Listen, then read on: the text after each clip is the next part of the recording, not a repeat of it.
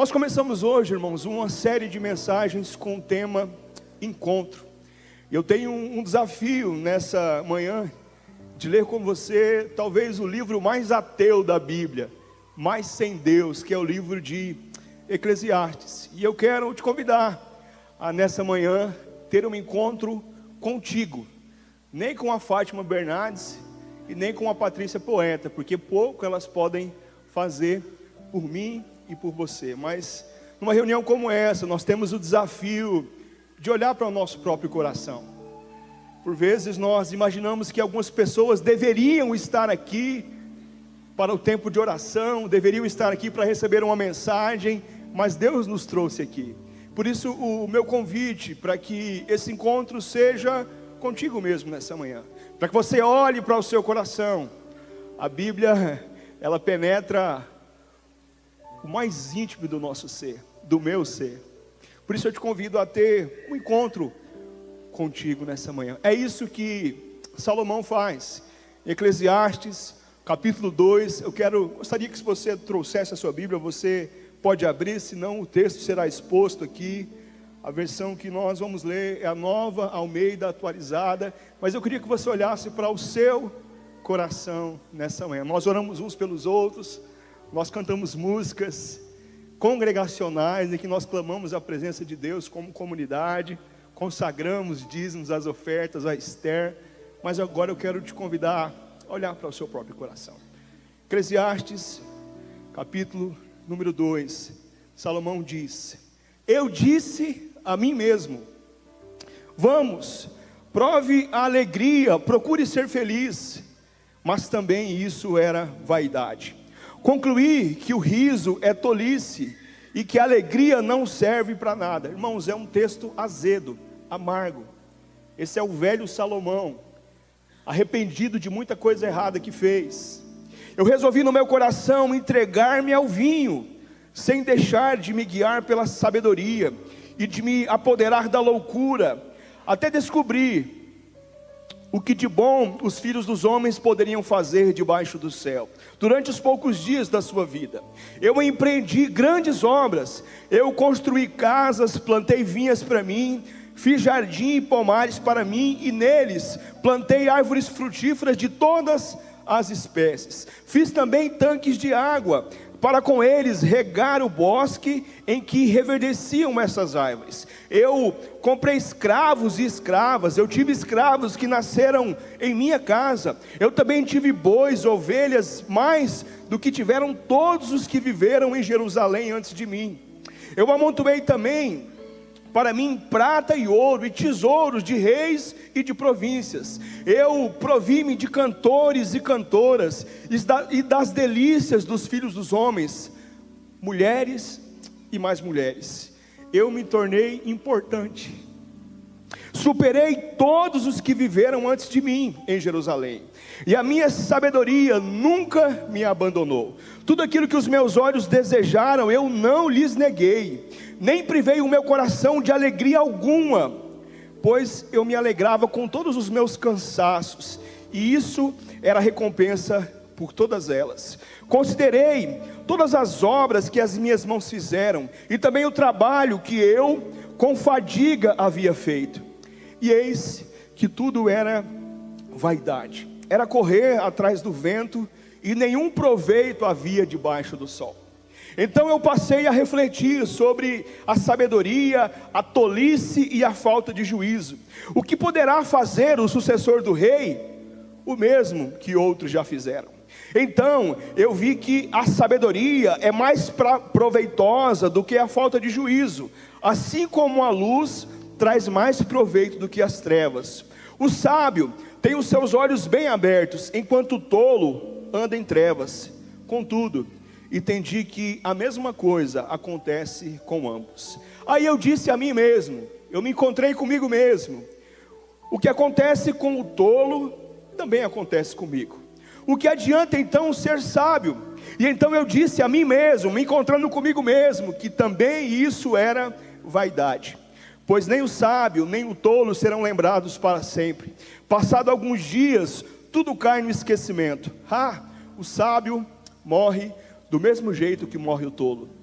Por isso, perdi o gosto pela vida, pois me foi pesado demais o trabalho que se faz debaixo do sol. Sim, tudo é vaidade, é correr atrás do vento. Eu também perdi o gosto por todo o meu trabalho, com que me cansei debaixo do sol, pois o resultado de tudo ficará para alguém que vier depois de mim. E quem pode dizer se ele será sábio ou tolo? No entanto, ele terá domínio sobre todo o meu ganho, dos meus cansaços e sabedoria debaixo do sol. Também isso é vaidade. Então eu tratei de fazer com que o meu coração perdesse a esperança de todo o trabalho que me cansei debaixo do sol. Porque uma pessoa pode fazer o seu trabalho com sabedoria, conhecimento e habilidade, mas deixará o seu ganho como herança a quem por ele não se esforçou. Também isso é vaidade e grande mal. Pois que proveito alguém tem de todo o trabalho e da fadiga do seu coração, em que anda trabalhando debaixo do sol? Porque todos os meus dias são cheios de dor, e o seu trabalho é desgosto, nem de dia o seu coração descansa. Também isso é vaidade. Não há nada melhor para o ser humano do que comer, beber e fazer com que a sua alma desfrute do que conseguiu no seu trabalho. No entanto, vi também que isto vem da mão de Deus. Pois separado dele, separado de Deus, quem pode comer ou quem pode alegrar-se? Porque Deus dá sabedoria, conhecimento e prazer à pessoa que lhe agrada, mas ao pecador dá trabalho, para que ele ajunte e amontoe, a fim de dar àquele que agrada a Deus. Também isso é vaidade, é correr atrás do vento. Queridos, esse é um texto de uma alma azeda. Esse é um texto de um homem sem Deus, de um homem que se perdeu na sua trajetória. Eu me lembro que alguns anos atrás, bastante tempo atrás, um senador, que eu inclusive respeito e admiro muito, fez uma proposta de emenda constitucional que garantia o direito à felicidade. E ele tinha as suas razões para direitos sociais, mas era a PEC da felicidade. Como que se uma lei pudesse garantir a mim e a você a alegria, a capacidade de ser feliz. Já dizia um poeta chamado Claudinho Bochecha, né? O que eu quero é ser feliz, andar tranquilamente pela favela em que nasci. A pergunta que eu gostaria de te provocar nessa manhã: o que você precisa para ser feliz? O que a sua alma anseia hoje? O que é a felicidade para você? É disso que Salomão está dizendo. Ele começa o texto dizendo: vamos, prove alegria, procure ser feliz. E ele diz, irmãos, que construiu casas, que estabeleceu pomares, que teve bois, vacas, teve pessoas debaixo do seu cuidado, e que isso nos traz satisfação. Eu me lembro que eu desenhei a minha casa a lápis. Uma das maiores emoções que eu tive, uma das maiores felicidades, foi ver aquele desenho a lápis se transformar em tijolo, em concreto, se transformar em teto sobre a minha cabeça. O que aqui não está aqui, mas ele fez a minha mudança, e a casa não estava pronta, irmãos. Os pedreiros estavam limpando tudo, e eu estava com um caminhão lá na frente, dizendo: eu quero a minha casa. Não é à toa que o maior programa habitacional do Brasil chama Minha Casa, Minha Vida. A nossa casa é um lugar, construir o nosso cantinho, ter as nossas coisas, é algo que nos traz muita satisfação. Alguns anos atrás, o pastor Denis esteve aqui e ministrou uma palavra tão especial sobre cultivar. E aquela palavra mexeu tanto comigo que eu construí um pomar no fundo da minha casa. Eu plantei várias frutas ali. E foi muito gostoso, irmãos, experimentar o primeiro fruto daquelas frutas. Foi uma experiência bastante prazerosa de cultivar, de abrir ali o buraco junto com Davi, e depois aquela sementinha, aquela muda, dar fruto que nos alimenta, que temperam a carne, que faz suco. essa é uma experiência muito linda, de você plantar, você colher aquilo que você plantou um dia e perceber todo o processo de crescimento. Os músicos se alegram em ouvir uma boa canção. Estava aqui, irmãos, como é gostoso, né? Não há ferrolhos, nem portas. E o nosso coração é tocado por essa capacidade que a música tem de visitar a nossa alma, de expressar aquilo que as palavras não conseguem dizer. Salomão diz, irmãos, que se tornou um importante. E todos nós queremos ser importantes, irmãos. Para alguém, para a nossa amada, para o nosso amado, nós queremos ser importante para os nossos filhos. Como é gostoso quando chega o seu filho e fala para alguém: esse aqui é o meu pai. Nós queremos ser importantes, irmãos. Salomão olha para todas essas experiências e ele diz: eu fiz grandes obras, eu construí casas, eu plantei vinhas, eu fiz jardim, pomares, eu plantei muitas árvores frutíferas, eu comprei escravos e escravas nasceram na minha casa, eu tive muitos bois e ovelhas, eu ajuntei prata, ouro, tesouro, eu tive muitas e muitas mulheres, mas eu percebi que isso não me traz felicidade. Felicidade não está naquilo que nós somos capazes de construir materialmente, conquistar. As conquistas passam tão rápido, irmãos. A noite após a formatura fica tão... Passou 4, 5 anos que se resume a 4, 5 segundos que você pega o canudo e você levanta e você tira uma foto e você paga a formatura. Quantos anos? As nossas conquistas passam tão rápido, irmãos. A minha casa começou a ter infiltração, irmãos. Eu percebi que é trabalhoso cortar a grama. Eu percebi, irmãos, que a fruta, quando não colhida, cai e apodrece, ela fede. Eu percebi que os animais circundam as árvores frutíferas. Às vezes morcegos vêm para comer as frutas quando nós não colhemos. Eu me lembro que no começo, irmãos, eu tirava o fruto e saía dando para todo mundo. É lá de casa. Eu que plantei. Eu descobri que banana é uma praga, irmãos. Ela nasce uma, depois ela vai nascendo outra, vira um bananal. Ranquei a banana, irmãos. Chega de banana.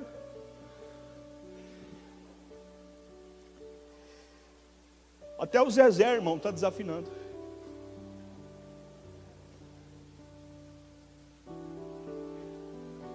A nossa influência se dissipa, irmãos. Aqueles mesmos que gritaram Hosana, gritaram também crucificam. Aquelas pessoas com as quais nós tocamos a vida, por vezes, irmãos, serão aquelas que vão apontar para nós. E nós percebemos, irmãos, que a nossa alegria não pode estar naquilo que nós construímos.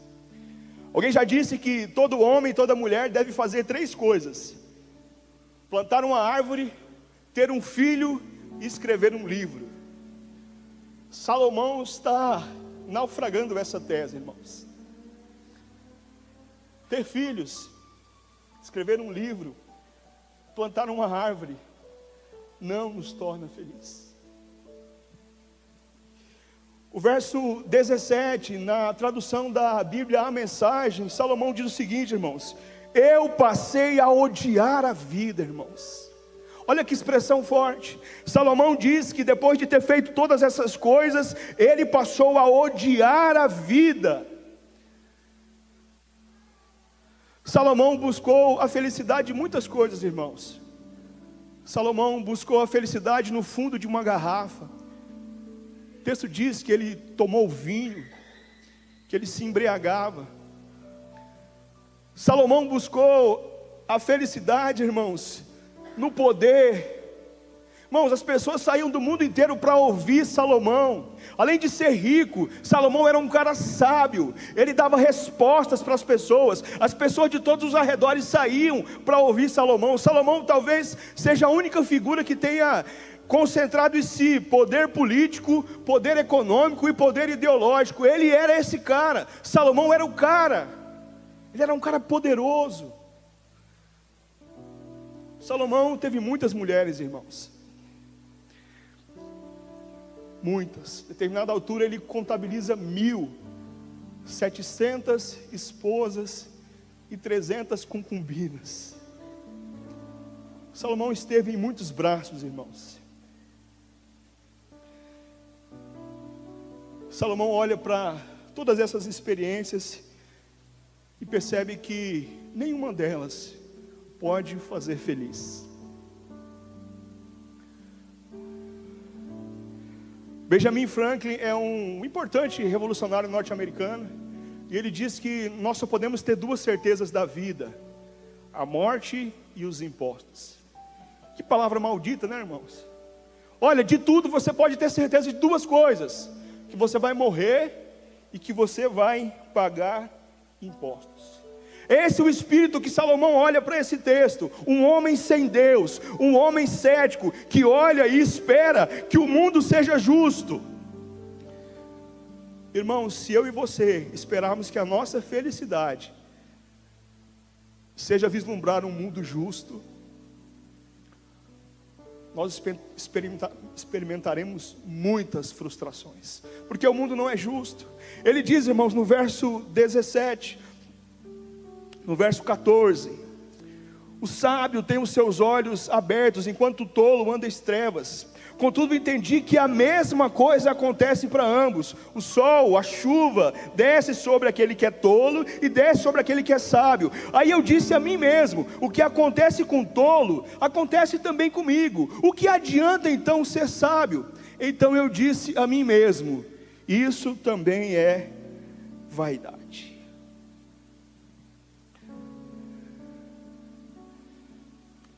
Quando nós pensamos na aula de sociologia, no segundo ano, tem uma disciplina sobre o Estado.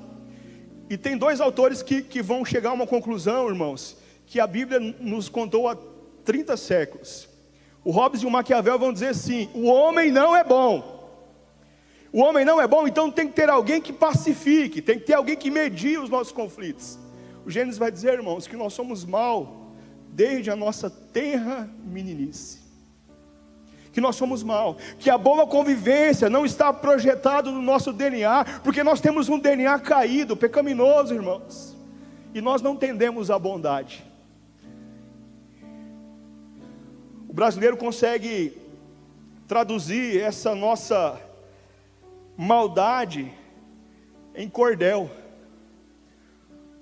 Pouca farinha, irmãos, vamos lá, nós sabemos esse. Pouca farinha, meu quê?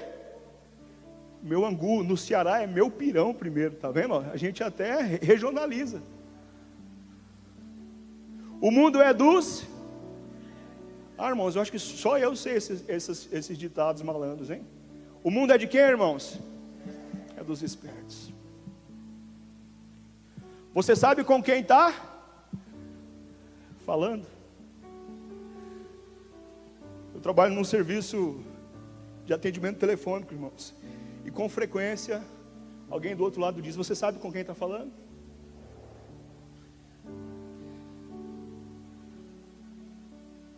Nós traduzimos essa malignidade do dia a dia em cordel. Nós temos até uma lei, irmãos. Os irmãos mais experientes vão lembrar. O que é a lei de Gerson, irmão? O que é a lei de Gerson? Você tem que se dar bem em tudo. O que você puder tirar um pouquinho, faça isso, porque afinal de contas o mundo é dos espertos. Salomão vai dizer, irmãos, que ele percebeu que os mais rápidos nem sempre vencem a corrida, que os mais fortes nem sempre vencem as lutas, e que os sábios enfrentam muitas privações. Ele percebe, irmão, que a nossa felicidade não vem de um mundo justo, não vem do governo que se estabelece, nem do que se passou. E tem uma outra conclusão nesse texto que mexe muito comigo. Nos versos 17: eu perdi o gosto pela vida. A Bíblia, a mensagem, irmãos, vai dizer o seguinte: eu passei a odiar a vida. Irmãos, um homem que teve tudo que alguém poderia ter, olha para essas experiências e diz assim: eu passei a odiar a vida. Me foi pesado demais o trabalho que me fez debaixo do sol. Sim, tudo é vaidade. Versos 22. Pois que proveito algum tem de todo o seu trabalho e da fadiga do seu coração, em que você anda trabalhando debaixo do sol. Verso 23. Porque todos os seus dias são cheios de dor, e o seu trabalho é desgosto. Nem de noite o seu coração descansa. Percebi que isso também é vaidade. Salomão nos ensina, irmãos, algo que nos parece custar muito caro, que não é o meu trabalho, irmãos, que me trará felicidade. Embora ele seja uma dimensão significativa da nossa vida, o que nós vivemos aqui nessa manhã, irmãos, é o resultado de trabalho. Essa cadeira que você senta, alguém se empenhou para desenvolvê-la, foram extraídos minérios para que você sentasse, esses instrumentos que aqui tocam, essa energia, tudo que está aqui, nós somos rodeados por o trabalho de muitas e muitas pessoas. E nós precisamos do trabalho, irmãos, para colocar o pão sobre a nossa mesa. Mas Salomão percebe que esse trabalho não lhe traz felicidade. A Bíblia nos ensina, irmãos, que o trabalhador deve ser o primeiro a desfrutar dos frutos do seu trabalho. E é lindo quando uma empresa decide repartir os seus lucros, né, irmãos? Que atitude nobre. Fazer o trabalhador participar daquele resultado. A Bíblia nos ensina que nós temos que aprender com a formiga. Vai ter com a formiga, ó preguiçoso. Ela não tem supervisor no pé dela, ela não tem chefe, ela não tem coordenador, mas ela trabalha, porque ela sabe que vai vir o inverno. E ela trabalha coletivamente, irmãos. É impressionante você observar como que a formiga trabalha uma atrás da outra, de forma coletiva. Vai ter como a formiga, ó preguiçoso. Paulo é duro com a igreja de Tessalônica, dizendo: olha, se você não trabalha, você não come. Os irmãos falam: vamos esperar Jesus. Jesus vai arrebatar a igreja, vamos trabalhar para quê? Mas dava 11 horas, eles iam orar na casa do irmão. Pois é, vem orar aí, irmão. Paulo diz: olha, se você não trabalhe, não coma. A Bíblia nos ensina, irmãos, a valorizar essas mãos que colocam o pão sobre a nossa mesa. Mas talvez nós temos dois desafios a olhar para a nossa experiência profissional, para o nosso trabalho. O primeiro delas é perceber que trabalho não é sinônimo de salário, irmãos. Nem sempre o trabalho virá como resultado no 5º dia útil do mês seguinte. Agora há pouco a minha esposa chamou a atenção: você não vai arrumar essa barba?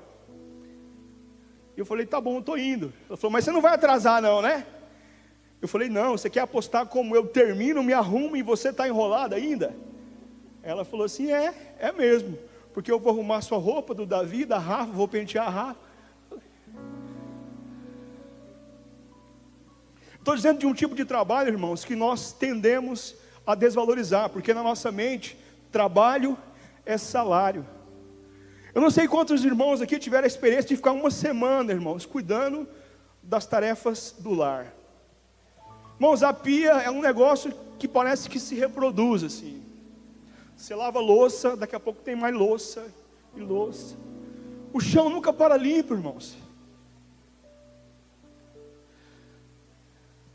Nós aqui nessa manhã somos resultados possivelmente, de mães que dedicaram muito trabalho, que acordaram de madrugada para nos amamentar, que prepararam o alimento fresco sobre a mesa. Os homens gostam de compartilhar uma imagem do seu Madruga, né? 7h55 ele está dormindo no sofá. E aquele é um episódio legal que ele dorme e o jornal sobe em cima. Eu assisto muito Chaves, irmão, então me perdoe. 7h55 ele está dormindo numa imagem. E 8 horas, irmãos, ele está de terno. Acho que foi o dia que ele foi procurar serviço, né, Diego? O único dia que ele colocou terno. 8 horas ele está alinhado, irmãos, indo para o trabalho. Sabe por quê, irmãos? Na nossa vida, porque certamente alguém preparou a mesa do café da manhã, As mochilas das crianças estão preparadas. E esse é um tipo de trabalho, irmãos, que nós não tendemos a valorizar. Esse trabalho que nunca acaba, não tem 13º, não tem fundo de garantia, não tem férias, irmãos. Mas nós achamos que trabalho é salário. E eu queria aqui honrar as irmãs que vivem esse trabalho, muitas vezes que nós não reconhecemos, irmão.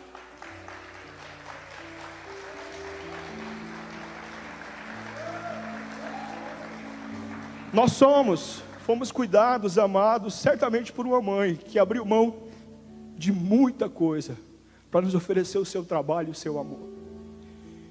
E se você paga alguém, irmãs, você tem o privilégio de colocar alguém para cuidar do seu filho, da sua casa, perceba que ela está deixando a casa dela e os filhos dela para cuidar do seu filho e da sua casa. A honre, a valorize esse trabalho, que para a gente parece tão banal, mas que tem a ver com quem nós somos. Se estamos de pé, nutridos, fomos cuidados, foi porque esse trabalho esteve voltado para nós. E nós temos um outro desafio, irmãos, a olhar para esse trabalho. Durante boa parte da história, o trabalho foi uma maldição. A igreja, e aqui não há nenhuma crítica, irmãos, me entenda bem, o catolicismo durante muito tempo tratou o trabalho como uma maldição. Não é à toa que os escravos trabalhavam no pesado. Aquela maldição do Gênesis, do suor do seu rosto comerás. E nós entendemos o trabalho como algo penoso, como uma maldição, a ponto de que eram muito comuns a expressão de que a gentalha tinha que trabalhar com o pesado. E nós encaramos durante muito tempo o trabalho como uma maldição. E talvez muitas pessoas ainda hoje, irmãos, ainda encarem o trabalho como uma maldição. Amanhã eu tenho que levantar. Eu não aguento mais essa desgraça. Amanhã de novo. E existe um outro limite, irmãos, que vem em razão da reforma. Se era maldição aqui, desgraça, para pessoas amaldiçoadas, nós passamos a encarar o trabalho como se fosse um culto, irmãos. A reforma tratou o trabalho como devoção, como graça. Deus manifesta a sua graça através do meu trabalho. Por isso eu trabalho, porque a graça de Deus se manifesta. E é verdade, irmãos. Mas nós não podemos transformar o nosso trabalho num culto, para o qual nós não abrimos mão de nada.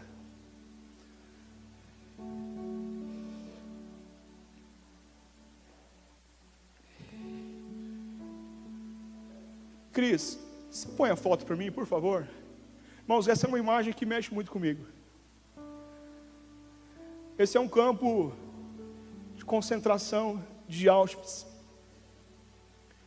Judeus entravam por esse portal para nunca mais sair, irmãos.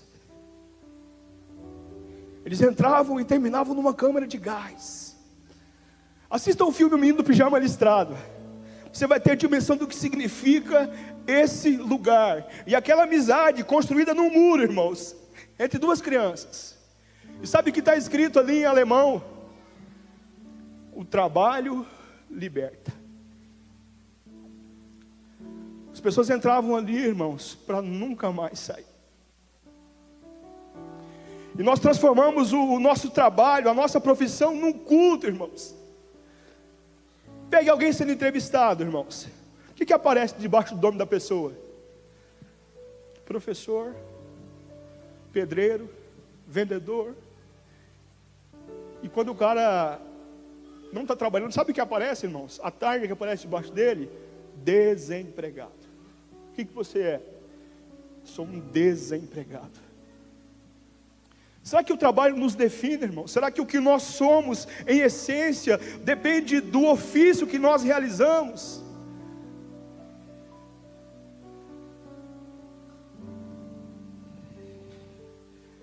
Salomão olha para o trabalho que realizou, e ele diz na versão da Bíblia, a Mensagem: eu entrei em desespero, eu pensei em desistir de tudo.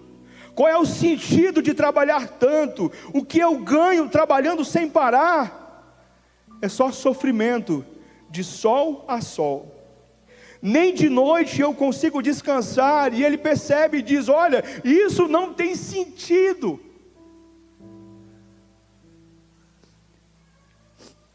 Esses dias eu estava em algum lugar e eu vi a capa de um livro que me chamou muita atenção. Tinha uma criança brincando de carrinho de rolimã, mas era uma criança muito feliz assim, sabe? E eu lembrei que eu andava de carrinho de rolimã, arrancava o tampo do dedão. Eu tive infância, graças a Deus. Brigava com meus primos e depois estava todo mundo se abraçando. E o título daquele livro era A Conquista da Felicidade. Era um livro baratinho, uma coleção desses de R$10, e eu comprei aquele livro, pela capa. E eu fui ler aquele livro de um matemático, dizendo sobre felicidade. É possível, irmãos, matemática e felicidade. E ele diz algo que mexeu muito comigo. Ele diz: olha, o cansaço, ele é necessário para a nossa felicidade. Por pelo menos 3 motivos. Quando nós cansamos, nós dormimos, nós temos apetite e nós temos motivação para o dia que se sucede. O cansaço físico é necessário para mim e para você, para que a gente descanse, para que a gente tenha apetite, tenha o prazer de fazer uma boa refeição, e para que a gente tenha motivação para acordar amanhã de manhã, segunda-feira, brava. Ele diz: o problema é que o nosso esgotamento, ele é emocional. O sono não repara um cansaço emocional, porque nós transformamos o trabalho em culto. Repare, irmão, como você se apresenta diante do grupo. Eu sou o que eu faço, eu sou pastor. Eu sou vendedor. Eu sou gerente. Vamos orar mais pelo gerente, irmãos, porque é só B.O. que ele resolve o dia inteiro.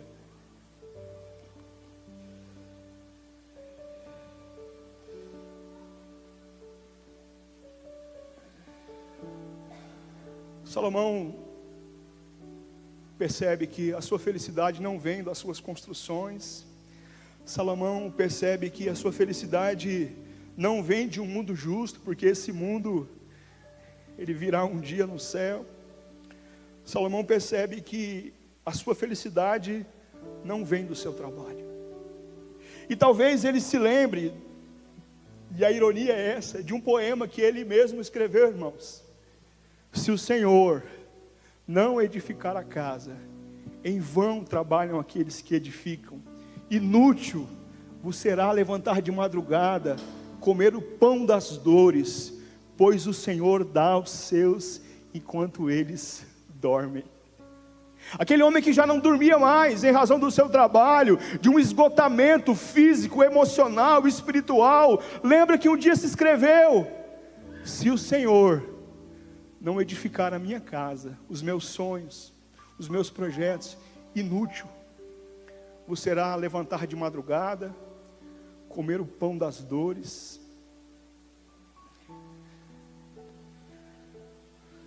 Irmãos, uma das piores coisas que tem é comer o pão da dor.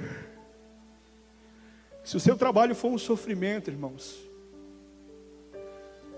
você vai comer o pão das dores. Você vai falar o tempo todo: ó, isso aqui eu tive que ralar, eu tive que... Moleque, valoriza.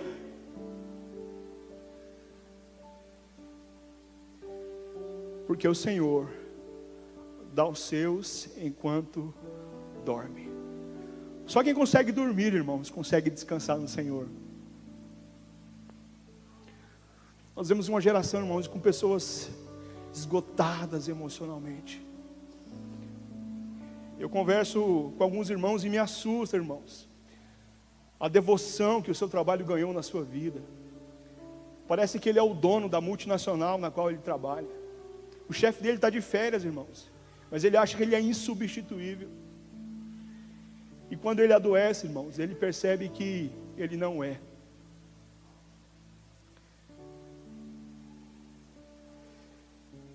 Salomão não é o exemplo, irmãos, para nos ensinar. Ele sabe disso. E ele percebe que, embora tenha construído, bebido, assistido os melhores shows, tido muitas mulheres, nada disso lhe trouxe satisfação. Os versos 24, ele chega a uma conclusão: não há nada melhor para o ser humano do que comer, beber e fazer com que a sua alma desfrute do seu trabalho.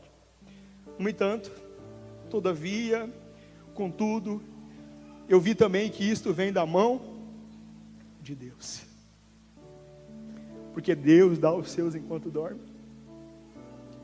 Pois separado deste, apartado de Deus, longe de Deus, quem pode comer ou quem pode alegrar-se?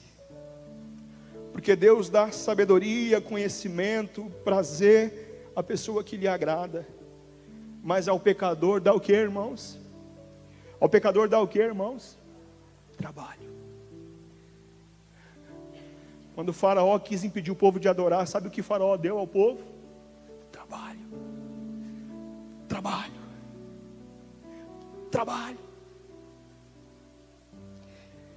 Para que ele ajunte e amontoe, a fim de dar àquele que agrada a Deus. A felicidade, minha irmã, meu irmão, é um anseio legítimo, meu e seu. A felicidade é uma aspiração que, embora carregado de boa vontade, o Cristóvão Buarque não pode nos garantir através de uma PEC. Porque a felicidade atende pelo nome, que Salomão não conheceu, irmãos. O nome da felicidade é Jesus Cristo.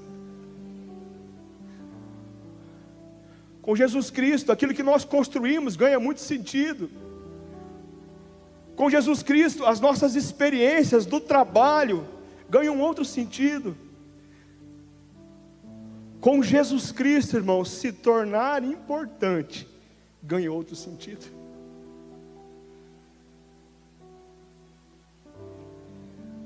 Deus é a fonte da nossa alegria, irmãos.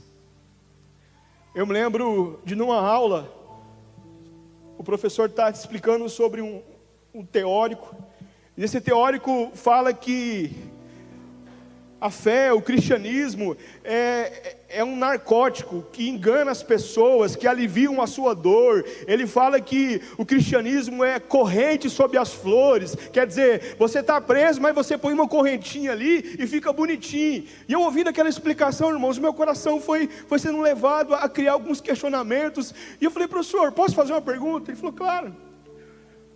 Professor, como é que se explica isso? Lá na igreja Renascer em Cristo, que nasceu no Morumbi, o bairro mais rico, da cidade mais rica da América Latina. Ricos, irmãos. Pessoas que não eram oprimidas pelo sistema, pessoas que não eram exploradas. Como que explica, professor? Ele falou: aí não explica. Sabe por quê, irmãos? Porque o rico também precisa de Jesus. Porque Salomão tinha tudo, irmãos. Ele teve tudo que o dinheiro podia comprar. Ele percebeu que isso não lhe trazia felicidade. E talvez você pense no seu coração agora: é melhor ser infeliz na Disney do que ser infeliz em Dourados. É exatamente sobre isso que o Eclesiastes está dizendo. Sobre que tipo de pessoa você está se tornando. Que tipo de pessoa nós temos nos tornado.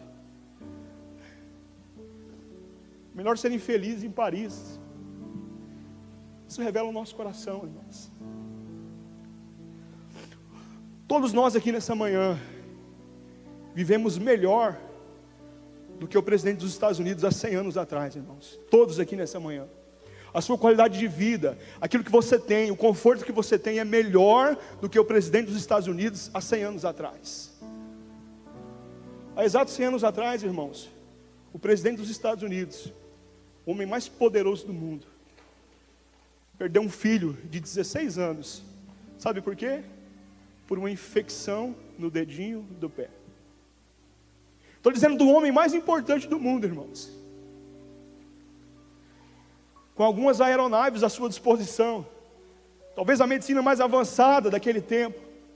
Um menino de 16 anos, irmãos, morreu por uma infecção no dedinho do pé que ele adquiriu jogando vôlei no jardim da Casa Branca.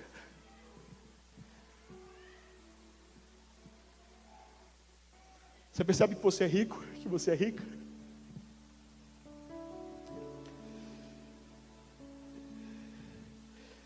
Eu estava triste com algumas coisas esses dias e eu fui fazer uma visita, irmãos. E eu não sabia o que me esperava. E eu me deparei, irmãos, num setor de oncologia aqui em Dourados. Eu orei naquele lugar, irmãos, e eu vim para casa. O meu silêncio me cortava por dentro. As minhas tristezas eram tão pequenas. Aquelas pessoas que ali estavam, irmão, sabe qual que é a felicidade delas? Receber a alta segunda-feira para voltar para casa. A felicidade delas se resume em dizer assim: olha, você está de alta.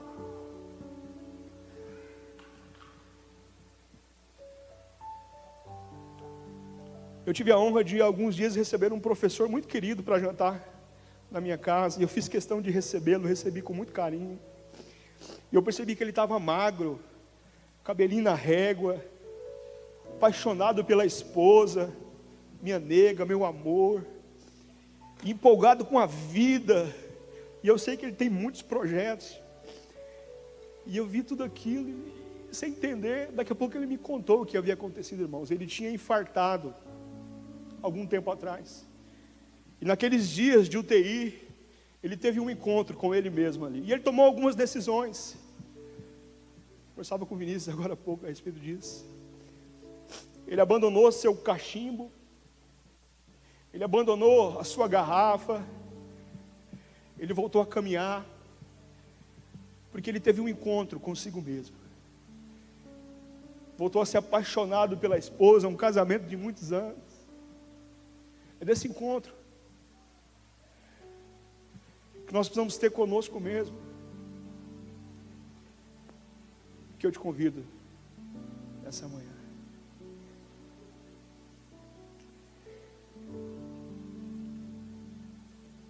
E nesse encontro, eu e você percebemos a nossa insuficiência, a nossa limitação. E que essa felicidade não virá, irmãos, através daquilo que construímos, não virá de um mundo com governo melhor, não virá da força do nosso trabalho, mas daquele sono do descanso que Deus trabalha por nós. Eu queria te convidar a ficar de pé, nós vamos orar. Eu queria que você olhasse para o seu coração nessa manhã. Eu estou com esse texto aberto, irmãos, desde as 4:30 da manhã diante de mim. E esse texto fala comigo.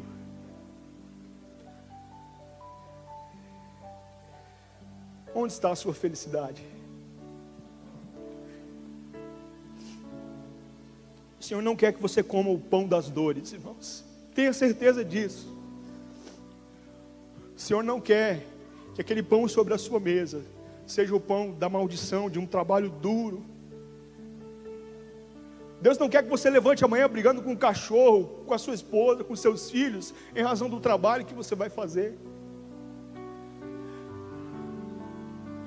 Jesus diz de um pão nosso, porque o Pai é nosso. Olhe para o seu coração nessa manhã. Se o Senhor não edificar a nossa casa, a nossa família, nosso trabalho, a nossa comunidade, inútil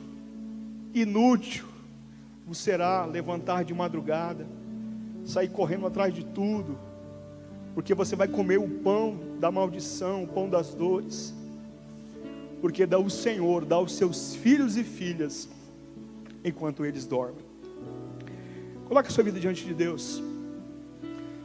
Nós teremos daqui uns dias um encontro, irmãos.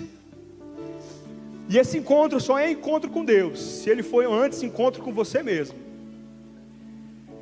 E talvez já venha no seu coração o seu trabalho, a sua casa, Acabamos de falar sobre isso. Se você decidir no seu coração perceber que a felicidade atende pelo nome, nós queremos muito te receber aqui. Nos dias 8, 9, 15 e 16, para o encontro com Deus.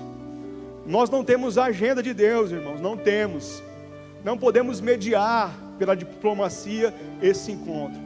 Mas nós queremos te oferecer todas as condições para que você durma e perceba que enquanto você dorme, Deus trabalha a seu favor. É uma experiência única, e eu não tenho o objetivo de te convencer nessa manhã. Quem faz isso é o Espírito Santo. Eu tenho o objetivo de você olhar para o seu coração e perceber que esse encontro começa com você mesmo. Vamos orar?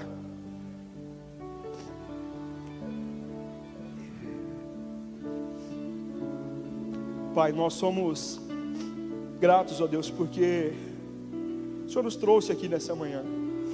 O Senhor nos escolheu para estar aqui. Nós somos gratos porque nós temos tantas coisas, Pai. Nós olhamos ao nosso redor e percebemos tudo que já construímos, ó Deus. Tudo que já experimentamos, todas as conquistas. Mas nós também percebemos que todas essas coisas não podem nos trazer a verdadeira satisfação, Pai. Porque se o Senhor não edificar a nossa vida, inútil vos será levantar de madrugada, ter vários trabalhos, comer o pão das dores, porque o Senhor nos dá enquanto dorme, Pai. Nós queremos entregar ao Senhor as nossas angústias, as nossas preocupações. Fazemos isso, ó Deus, porque somos limitados, porque somos fracos. Fazemos isso, Pai, porque o Senhor, ó Deus, é a verdadeira fonte de alegria, Pai. O Senhor é a nossa justiça, o Senhor é a nossa bandeira, Pai. Por isso nós entregamos nessa manhã algumas guerras que nós temos, ó Deus, travado na força do nosso braço. Entregamos ao Senhor na esperança de que o Senhor estará conosco, Pai. De que o Senhor, ó Deus, nos ensina a encarar, ó Deus, o trabalho, a encarar os relacionamentos, ó Deus, através, ó Deus, do Teu sangue, Pai. Por isso, visita o nosso coração, Pai.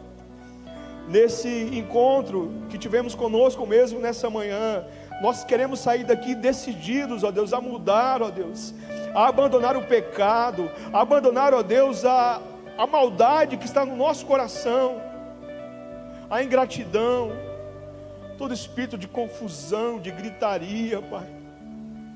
Nós queremos te pedir visita, porque nós conhecemos a verdadeira felicidade, Pai.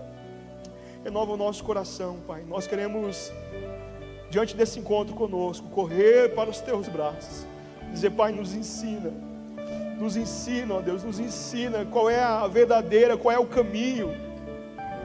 Nós cantamos que seremos arrebatados um dia, mas enquanto isso, Pai, nós queremos, ó Deus, provar, ó Deus, dessa vida, e vida em abundância, que o Senhor, ó Deus, nos disse que daria, Pai.